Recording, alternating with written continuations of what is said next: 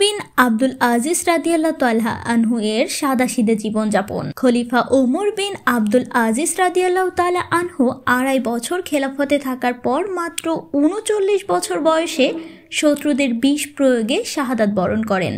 তার বিরুদ্ধে অভিযোগ করা হলো যে তিনি 2টি বদ্ধ ঘরে সোনা দানা ভর্তি করে রেখে গিয়েছেন, যার সবই রাষ্ট্রীয় বায়তুল মাল থেকে তিনি আত্মসাৎ করেছেন।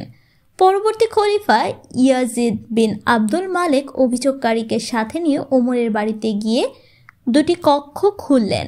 দেখা গেল সেখানে আছে কেবল একটি চামড়ার চেয়ার, একটি পিতলের বদনা, 4টি পানির কলসি, অন্য ঘরে আছে একটি খেজুর পাতার চাটাই যা মুছাল্লা হিসেবে রাখা হয়েছে, আর আছে ছাদের সঙ্গে ঝুলানো একটি শিকল, যার নিচে গোলাকার একটি বেড়ি রয়েছে যার মধ্যে মাথা ঢোকানো যায়। ইবাদতে রাত কাটানোর সময় কাহিল হয়ে পড়লে বা ঝিমুনি আসলে এটি তিনি মাথায় ঢুকিয়ে দিতেন যাতে ঘুমিয়ে না পড়েন।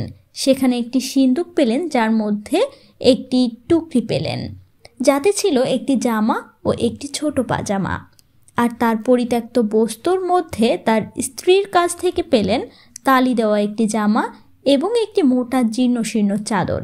এই অবস্থা দেখে খলিফা কেঁদে ফেললেন এবং অভিযোগকারী ভাতিজা ওমর ইবনে ওয়ালিদ ইবনে আব্দুল মালেক লজ্জিত হয়ে বললেন, আস্তাগফিরুল্লাহ, আমি কেবল লোকমুখে শুনেই অভিযোগ করেছিলাম। শিক্ষা: ইসলামী খিলাফতের খলিফাগণ এমনই মহত্তম দৃষ্টান্ত পৃথিবীবাসীর জন্য রেখে গেছেন যা শত্রু মিত্র সকলের জন্য এক চিরন্তন শিক্ষা বহন করে।